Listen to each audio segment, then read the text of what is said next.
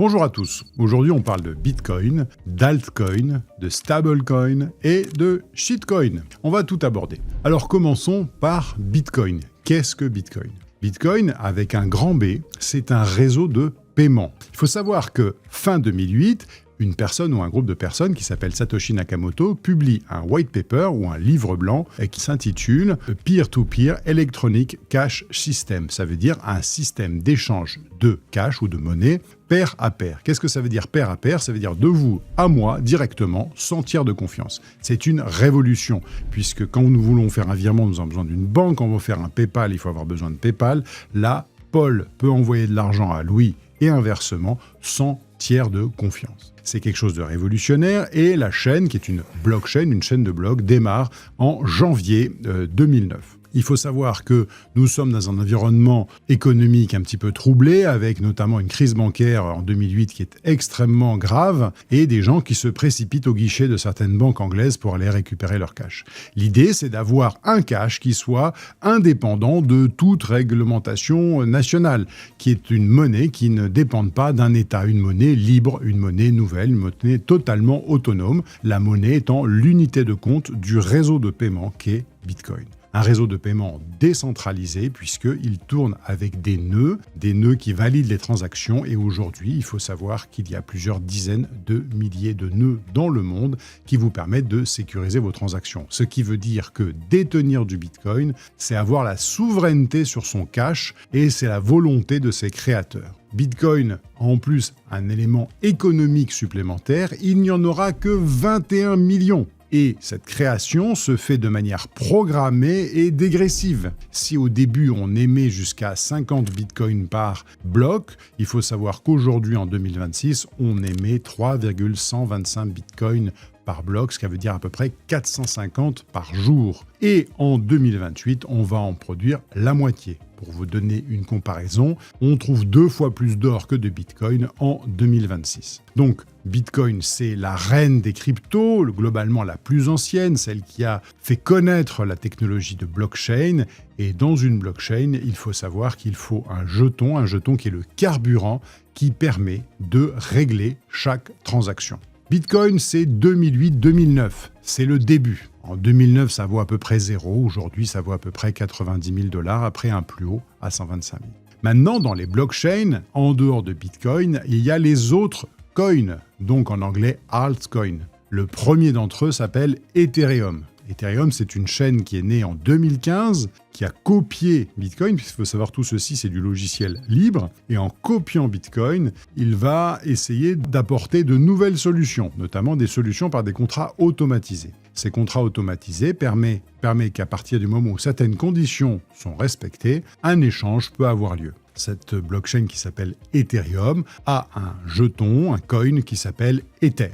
Et si vous voulez faire une transaction sur cette blockchain qui s'appelle Ethereum, il vous faut de l'Ether. Par contre, sur cette blockchain, vous pouvez aller inscrire tous les actifs que vous voulez. Exemple, vous voulez acheter un petit peu de preuves de détention d'or sous forme de jeton, eh bien vous allez le faire sur cette blockchain Ethereum. Ce jeton peut s'appeler par exemple Pax Gold. Il représente une fraction d'or et quand vous allez faire une transaction pour acheter ce Pax Gold, eh bien vous allez payer en Ether.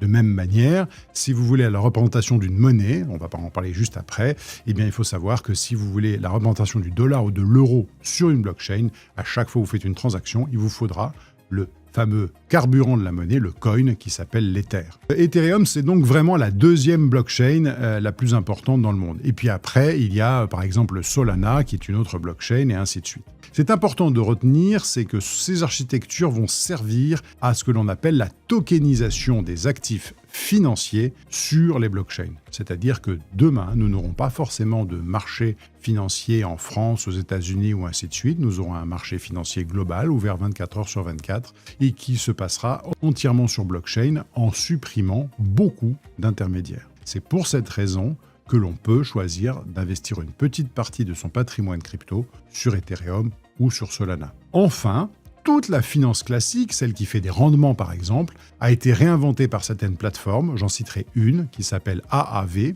Comme je viens de vous le dire, c'est en 4 lettres, AAVE.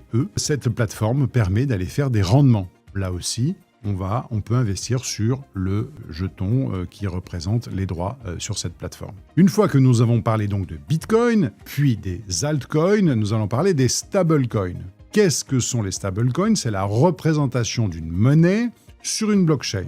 Par exemple, je suis le Venezuela, je produis du pétrole et j'ai l'interdiction de vendre mon pétrole en dollars. Eh bien, je vais proposer à mes acheteurs d'aller acheter le pétrole dans la représentation sur blockchain du dollar. Il s'appelle USDT parce que c'est la société Tether qui crée sur la blockchain Ethereum dont je vous ai parlé, la représentation d'un dollar. Savoir qu'aujourd'hui, il y a des milliards de dollars qui s'échangent tous les jours sur Tether, sur l'USDT, et ce sont les prémices de la tokenisation des marchés financiers. Globalement, je peux vous parler de l'euro C, par exemple, ou le EURCV, qui est l'euro tokenisé de la Société Générale. Tout ceci, pour vous donner une idée, 98% de la masse monétaire qui est présente sur blockchain, c'est des dollars, ce sont des dollars malheureusement, et un peu moins de 2%, ce sont les euros. Donc les stablecoins, c'est la représentation d'une monnaie sur blockchain.